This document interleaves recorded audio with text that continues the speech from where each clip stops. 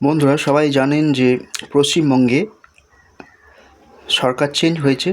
তো বর্তমান যে সরকার এসছে সে সরকার হচ্ছে বিজেপি সরকার। আর যে মুখ্যমন্ত্রী তার নাম শুভেন্দু অধিকারী।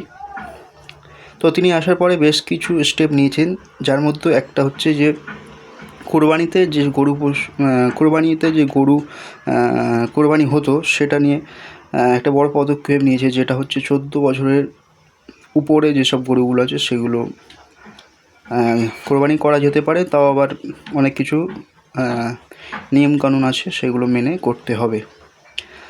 তো এখন বর্তমানে যে সমস্যায় পড়েছে গরু ব্যবসায়ীরা, বিশেষ করে হিন্দু সম্প্রদায়ের যেসব মানুষরা গরু ব্যবসা করে, তো তারা লক্ষ লক্ষ টাকা ঋণ নিয়ে তারা কিন্তু গরু ব্যবসা শুরু করতো বা করেছিল। তো এই কোরবানি তাদের সিজন বললে চলে। এখানে এই সময় তারা গরু বিক্রি করে সেসব টাকাগুলোকে তুলতে পারে এবং তা থেকে যা 2-4 লাখ লাভ হয় সেটা নিয়ে তাদের সারা বছর চলে যায়।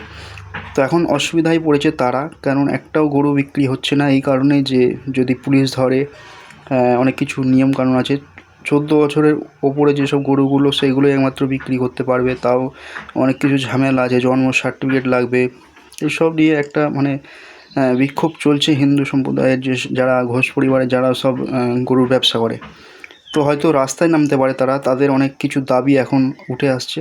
মূলত তাদের বক্তব্য হচ্ছে যে আমরা যে এতদিন ধরে যে গরুগুলো পুষেছি, হঠাৎ করে এইভাবে কোরবানির মুখে যে বন্ধ করে দিল, সামনে প্রায় 8-10 দিন বাকি, সেই জায়গায় যদি এইভাবে বন্ধ করে দেয় তো আমাদের যে লক্ষ লক্ষ টাকা ঋণ আছে সেইগুলো সুদবে কে? তারাও তো আমাদের উপর চাপ দিচ্ছে। তারা গোল্ড লোন নিয়েছে, তারা সুদে টাকা নিয়ে যে ব্যবসা শুরু করেছিল, সেই ব্যবসায় যে টাকাগুলো তাদেরকে ফেরত দিতে হবে, সেগুলো আমি পাবো কোথা থেকে? এই ধরনের সব প্রশ্ন কিন্তু ওই গরু ব্যবসায়ীদের মুখে আসছে। এরপরেও বলছে যে নবান্নর সামনে আমরা গরু নিয়ে চলে যাবার কী করব।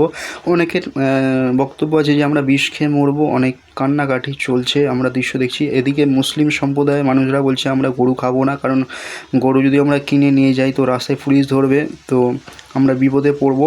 তো সরকার আগে ঠিক করুক, তারপরে কিন্তু আমরা গরু কিনবো। তো তাদের যে দাবি রয়েছে, যারা গরু ব্যবসায়ী তারা বলছে যে এইবারের মতন যদি ছাড় দিতে পারতো, কিছুদিন সময় দিতে পারতো, তাহলে আমরা এইবারের মতন বিক্রি করে দিয়ে পরের বার দিয়ে আমরা কিন্তু এইসব ব্যবসা ছেড়ে দিতাম। তো আপনাদের কি মতামত আপনারা কমেন্ট করে জানাবেন।